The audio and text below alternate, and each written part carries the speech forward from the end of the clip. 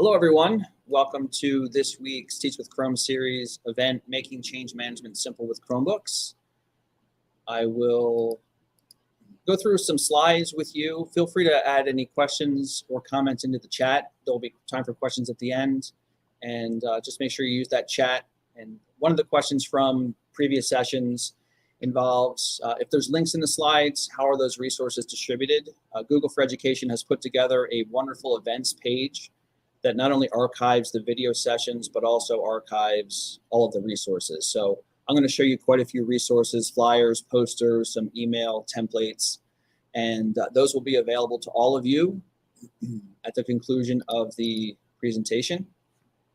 And that's the most common question, so I wanted to get that out of the way right off the bat. So first and foremost, I'm Jason Hill, Director of Technology in Lowell Moreland.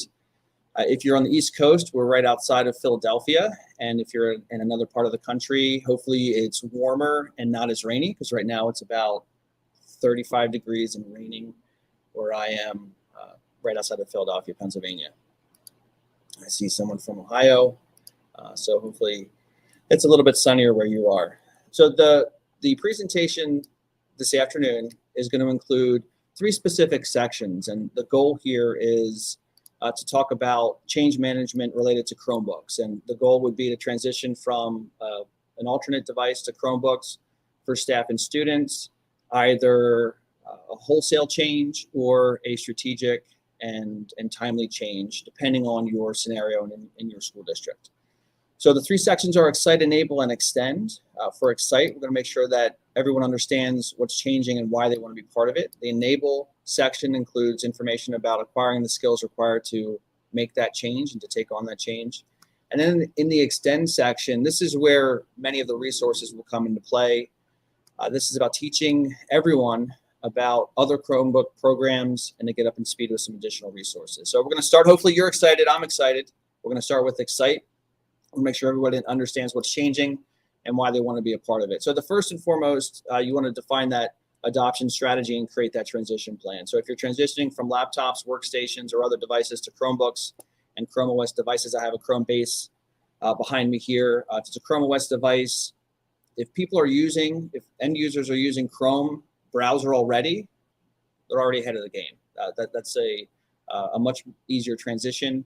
If they're transitioning from another browser, it's not more difficult. It's just a matter of ensuring that the transition plan is solid. So a couple pieces that you want to define would be who would benefit, staff and educators who would benefit most from Chromebooks. Decide on that switching strategy. If users can choose their own device or will be made to switch. I'm going to talk about a choose your own device program in just a few minutes that may work well for your district. And then when to communicate, providing information and to prepare staff and educators and students beforehand. So we're going to talk specifically about 3 groups. And I certainly understand as an educational leader, as a tech director, that I fall into the staff and educator buckets here.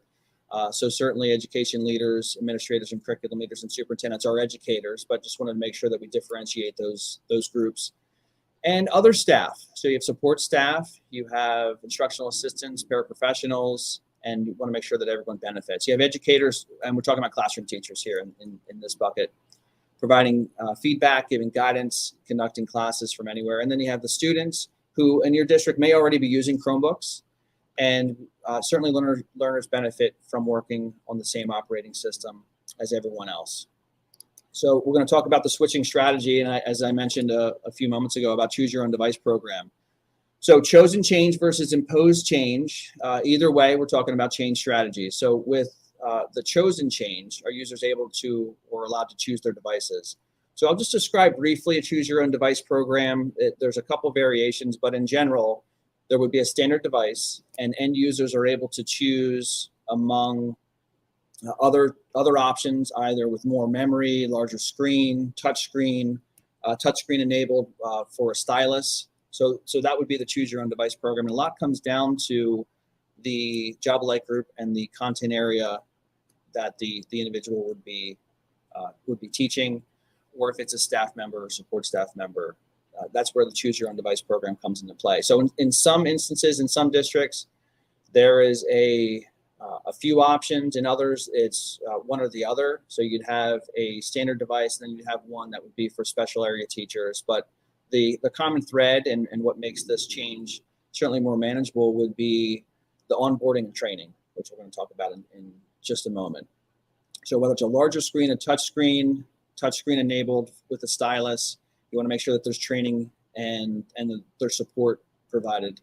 In some other instances, it's one staff device. I'm going to show you some options for enterprise grade Chromebooks towards the end of the presentation. And those are game changers. And if you didn't see the session, I believe it was the first one in the series, talking about the roadmap for new devices. Take a few minutes after this session to take a look at that. There are a lot of new Chromebooks on the horizon that would benefit many, many staff members. And then in most cases, there isn't a choose your own device option for students. But the good news is with Chromebooks, and if you're a Chromebook district or Chromebook user yourself, you know that they can be customized. A kindergarten, first or second grade Chromebook doesn't have to look exactly like a high school student's Chromebook. But again, ensuring that students are taught about the benefits and features of Chromebooks is one of the most important parts. So that's the switching strategy. And the next question is probably, how do we generate awareness? How do we build this excitement? And when do we do this? So when do we communicate? These are rough estimates, but you certainly want to get people excited before the Chromebooks show up. So anywhere from a month, 2 months, I would say down to about 3 weeks prior to launch, you'd want to build that excitement. And then you get into the enable and extend phase. So I have some resources here. Again, these will be linked in the resources page of the Teach with Chrome series. But let me show you a few of them. So we have some posters. And when I say we, the Google for Education posters. And let me just show you a couple of these. So these, we're talking about generating excitement. So very visually appealing, but also gets right to the point. Talks about the battery life. Talks about how secure they are. Talks about not losing any files. And if you use the new chips in Google Drive to search for files, you know that has become even easier to find the files and built-in virus protection. So these are some resources available to you. There's also a one-page flyer that will hopefully excite. And let me zoom in here a little bit so that you can see it. Let's see what you're seeing. Looks good so far. No holdups when you're offline. Virus protection, we talked about the battery life. We have Chromebooks that will last at least a day, and in some cases 2 days, depending on what students and staff members are utilizing, what resources they're utilizing. But the battery is definitely a big sales point, but also definitely an advantage, and then it starts fast. So if you need to get into class and get going, Chromebooks are definitely value added. And if you have participated in any Google for Education betas or any opportunities where you've received a customized template, these are things that I use when I communicate with staff members. They work really well. And basically the idea here is you add in your school district's name, and this would be a building principal, tech director, curriculum director. And this would go out to staff. And this goes back to excitement. And you can include some resources, either internal resources or external resources. It gets people excited. And I've personally used those, and I can certainly say that because it's customized and you can use your own logo, it works really well. So we've generated awareness, switching to Chromebooks with posters and flyers and email templates. It's time to enable and help everyone acquire the skills required to take on the change. So you've made the commitment. You've selected devices, you have screen size options or touchscreen options. Now it's time to make sure everybody's ready to go. A couple resources I'm going to share with you: Getting Started Guide, Tips and Tricks, Educator's Toolkit, and the Chromebook Simulator. And then for sharing content, but also building capacity, I think is even more important because you want to keep the momentum going. Once the Chromebooks are in teachers' hands and in students' hands, they're going home each day. If it's a scenario where students are taking the devices home, you want to make sure that you're building capacity among the staff, and you also have students who are involved. So I'll just take a second to share a few of these resources. The Getting Started Guide is great. These resources, whether you've been using Chromebooks for a week, a month, or 7 or 8 years, you may find something that you didn't know. It was the 10th. If you said you were using them for 12 years, I would be skeptical. It was the 10th birthday of Chromebooks last summer. So if someone tells you they've been using Chromebooks for 14 years, be slightly skeptical. How do I sign into an account? How do I locate my apps and files? The most common question I get is, where's the caps lock key?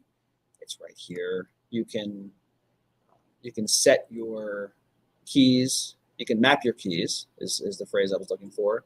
Scrolling direction. Some people think that their scrolling direction is normal or is different than other people. You can customize that. So that's a getting started guide. That's great to get people to enable them to work really well. Tips and tricks are nice. Again, as I mentioned before, if you've been using Chromebooks for years, this is just a nice resource for customizing it. As an IT administrator, we can customize the wallpaper on every student's Chromebook in the district, let them know about the great things that are happening, add a wallpaper for the art show winner, or a practical application for customizing would be set the wallpaper for high school seniors, let them know that the graduation picnic and cap and gown pickup will be next week. Those types of things can be done for 10 students, 10,000 students, all from an IT level, and then certainly secure. So these resources are available. And think of this as a table of contents. So if you want to get right to, again, caps lock, very popular question, you can do that. Educator's Toolkit. This is a nice resource. Let me scroll to my notes here. This is a one-pager, and this includes some of the things that I'm going to mention and link later on. So you've got the Chromebook simulator, you have the App Hub, the web store, and what you've always wanted to know about Chromebooks in your child's classroom. So this is a one-pager. Really condenses it down, and it also includes how to become a Chromebook expert. There's gamified training, and then there's other tools that you can use. Let me click on the comments here. We've got Texas, Spain. Hello, everyone from Spain. Nice to see you. Thanks for joining. It's a little bit later in the day than here, but let me get to the question about linking to the access to the slide. The answer is absolutely. At the conclusion of this presentation and the conclusion of all the Teach with Chrome series, at the end of the week, so it would be tomorrow, you'll get a link to the resources, and you'll be able to click on. Ryan, that's good. Yeah, who uses the caps lock key? That's a good response. You can just use Shift if it's temporary, but all the links, all the resources are available. So again, really great question. And that's for all of the sessions. So if you've attended a few of these, or if you're planning to attend a few more, they are available to you. And let me go back to one more. We don't want to forget about the Chromebook simulator. So the question that I get is, I have a notification that my Chromebook needs to be updated, or if I'm helping out a classroom teacher and they're using Chrome and they need to update it, I can certainly tell them and show them, but bookmarking the Chromebook simulator and then having a click-through guide, so not just the words or not just screenshots, but actually step 1, click on the clock. Step 2, select settings, and you get the idea. So there's a lot of available resources for updating your Chromebook, fix Chrome problems, managing files, printing, and so on and so forth. So exploring keyboard shortcuts, how to swipe between applications just using the trackpad. Chromebook simulator, if you haven't bookmarked that yet, I recommended that you do that. And Aliza, absolutely, all the links will be provided at the conclusion, and you'll be able to click on the slide and get to all these resources. So I wanted to mention 4 things. Things that we do internally, and things that are considered best practices, and things that I have, are resources that I have helped other districts create. So PD Hub using Google Sites is wonderful. A session like this that would be done internally, so as a tech director, a curriculum administrator, or an instructional coach, if you're conducting a session on the new features of Google Docs, including sorting tables and pinning header rows, you want to make sure that you archive that, because not every staff member can attend in real time. So using Google Sites, which works really well with Drive and all the other resources, creating a PD Hub where it's a one-stop shop where staff members can go. And there's also can be student versions of that if there are student presentations and things that students need to know and be able to do. That can be done using Google Sites. Chromebook Ambassadors is a very common program both for staff and students. So the staff version would be either in PLCs, faculty meetings, staff meetings. Teachers would come together and share best practices, resources, and really reinforce the programs that would enable the program and the change to be successful. For students, it can take two versions, very similar, where you have the go-to students if help is needed among peers, but also repair programs, which I have a link to in 3 slides from now or so. That Chromebook ambassadors can be both the knowledgeable people who are the go-to, and some people might say the tech savvy folks in the district and staff and students, but also students who are working either in a tech center or some type of a help desk to repair screens and replace batteries and do things like that. Educator Showcase, very similar to an art show, but in terms of building capacity, you want to make sure that the exemplars and best practices are shared. And this can be formal or informal. This could be faculty meetings, or this could be tied to the PD Hub. So you have educators who are using Chromebooks and Chrome OS devices in new and different ways that can be showcased. And I also want to call attention to Google certifications. Many of you on this call today or on this presentation today are probably familiar with the certifications, but those of you who are not, just wanted to call your attention to this. There's multiple Google for Education certifications, from Educator 1 to Educator 2, and then there's also Certified Trainer, Certified Coach, and Certified Innovators. As a certified trainer, I can say this has been both professionally and personally beneficial, and in some cases life-changing because of the doors that it opens. So, certainly not in the interest of time going to talk in depth about these, but if you're interested in both showing off what you know and getting a micro-credential and being able to share with other people, maybe becoming a Chromebook ambassador in your district, I do encourage you to take a look and pursue the Educator 1, Educator 2, and then Trainer, Coach, and Innovator programs.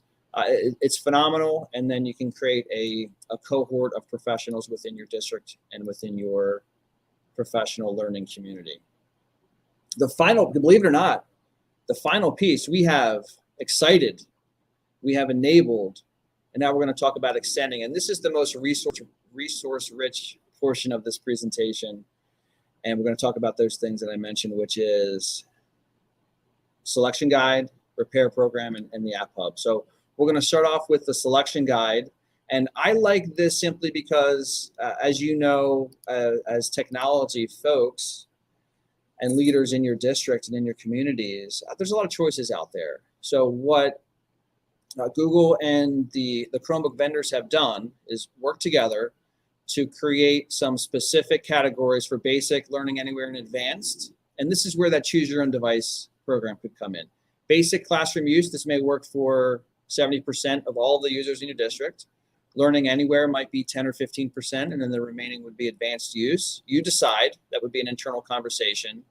And one of the nice things is many of these devices also include an LTE option, so that if you have areas of your community that do not have consistent Wi-Fi connectivity for whatever reasons, you can get over-the-air LTE devices or LTE-enabled devices, so that you don't have to have another device like a hotspot included. So I'll just show you a couple here. We have got Acer, Asus, Dell, and HP, and Lenovo, and Samsung. The list just keeps going on and on and on. So let me just click Dell here and show you what the categories look like. We have color-coded, Wi-Fi, LTE, and automatic expiration dates. And you can see they're broken into basic, learning anywhere, and advanced use. So if you're thinking to yourself, I thought Latitudes were only laptops, there's a Chromebook version. So please check that out. And then if you're familiar with the numbering convention that they use, you can also determine what size the screen is just by looking at that. So HP does the same thing: basic classroom use, learning anywhere, and advanced use, processor, and storage options there. So really nice resource. Again, this is linked in the slides. You'll be able to take a look at that selection guide. Repair program is also nice. This is, as I mentioned before, if you have a student help desk or if you have technicians, they probably were very thankful to the decision makers when a change was made to Chromebooks, because they're not only durable, but they're easy to repair when there are issues. So information about a repair program, there's a guide, there's a case study. You can certainly get the most out of it. And then there are self-service repairability options. And there is a note here. You have Acer and Lenovo specifically called out here. If you're using Dell or another product, It doesn't mean that you can't self-repair. It just means you need to contact that vendor. So that's there. We mentioned the Chromebook App Hub. We'll just take 1 second on this. It's the one-stop shop by category, age range, integrations. If you're familiar with the App Hub, you probably like it. Very similar to the Web Store and the Play Store, but very specific to EDU and Chromebooks. Works really well. You can sort whether it's a site license or individual licenses. Other sessions in the Teach with Chrome series, one included Chrome OS Flex, and the one from yesterday, which was phenomenal, talked about CADing on Chromebooks using Itopia. So let me take a moment to click through here. We got Chrome OS Flex. You have some old laptops? Well, Google has an answer for you. Let's turn them into Chromebooks. If you have heard of Flex, then you probably have already selected that you wanted to be one of the first to use it. But basically, you create a bootable drive, a USB drive, you connect it to a laptop, you install the OS, and these are manageable just like Chromebooks. So maybe the return on investment for some laptops that you have in your district isn't high enough to justify salvaging them. When I have new Chromebooks that can be managed. So with a Chrome license that you would get similar to a Chromebook, you can turn those old laptops into Chrome OS devices, which is wonderful. Now, another question that we often get is, these sound wonderful, but you like to test drive. You want to test drive your cars. You want to test drive other things. You want to preview the Guardians of the Galaxy ride before you try it. So you go on YouTube, you take a look at it. Google and the vendors have a test drive program as well. Vendors meaning Dell and HP. So let me just give you a high-level overview of this. Again, this is linked. Let me make sure I give you the specific information. It is making an informed decision because you're investing tens of thousands, hundreds of thousands of dollars, maybe millions. You want to try out those enterprise grade, because what you don't want to run into a situation is where you say, all right, this is going to fit everyone's needs. You go with just one device, and then you find out that you needed a subtly different device. So you can absolutely test drive up to 3 devices over the course of 30 days, choose many different models, and you can allow teachers to try out the Chromebooks as their primary device. Make sure the connectivity is great, connectivity to the projection systems, sound systems. Certainly we know the Chromebooks work really well. They're very fast. Test drive program. And as I mentioned, yesterday's session, CADing on a Chromebook, Itopia. Let me give you the high level. It's not complex, but the idea here is you have applications that you want to use, like Autodesk. You have Adobe Creative Cloud. The Chromebook is the portal, and you connect to a cloud-based desktop. Itopia is the vendor. And one of the nice things with Itopia, and really with any partner, any company that Google partners with, and Google Cloud in this case, you can just sign up, you click a button, you see a demo. But that's how it works. So if you want your students to do or use AutoCAD on their Chromebook, they can log in using their district credentials, connect to the Itopia Cloud. Really, it's a virtual desktop, and they're off and running. Based on the presentation yesterday, which I thoroughly enjoyed, as I mentioned before, it's a smaller IT investment simply because you don't have the servers running locally. You don't have to install the applications on devices, and you don't have to buy devices that you don't need. And you can specifically assign those virtual desktops to the students and staff who need it. So think about a situation where you don't need 1,000 licenses. You may only need 100 per semester. You've already saved a significant amount of money, and it just works well. Tips and tricks.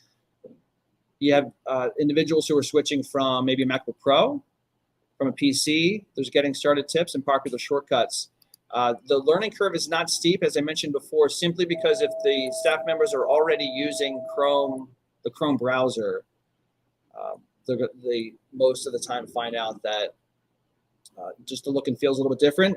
They may be used to uppercase letters on the keyboard, and the transition to lowercase letters is not a steep hill to climb. Finding files, opening browsers, and from an IT admin perspective, it's certainly wonderful. Switching from a PC, getting started tips, and popular shortcuts, let's do some getting started tips. And this is right out of the gate, change the background wallpaper, prevent files from being deleted, all good resources, switch back and forth between a personal account and a work account, all things that can be customized. All right.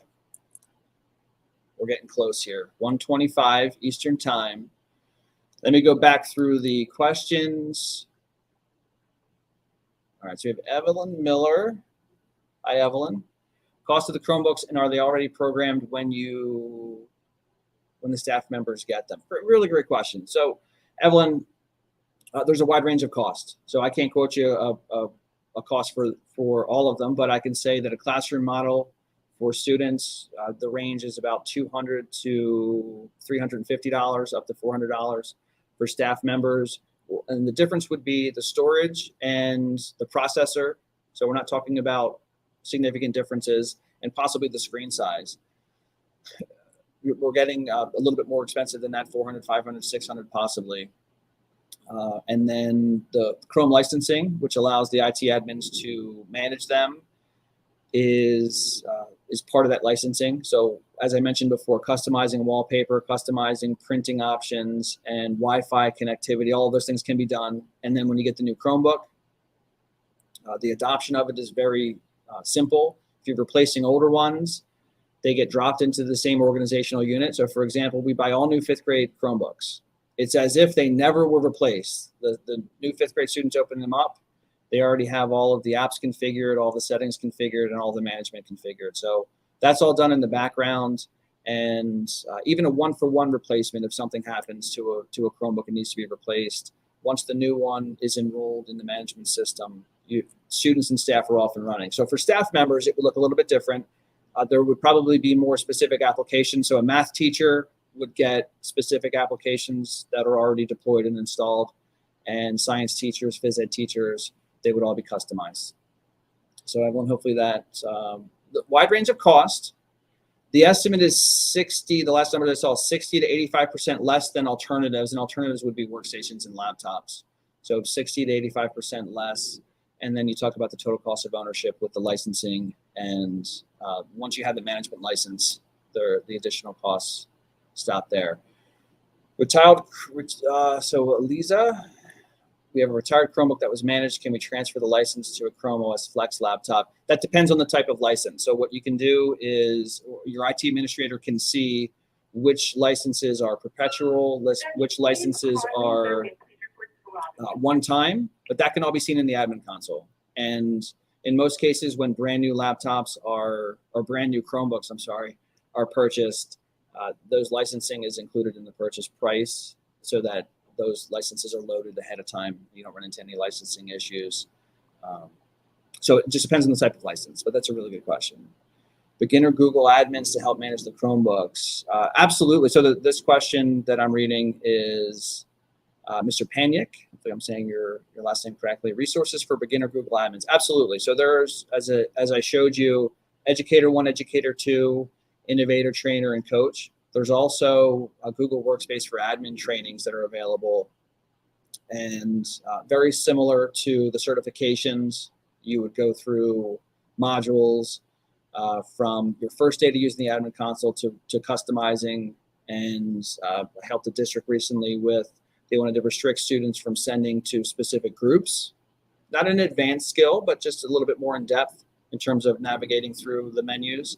So day one, all the way up to and including enabling advanced features and managing. So appreciate that question. Back to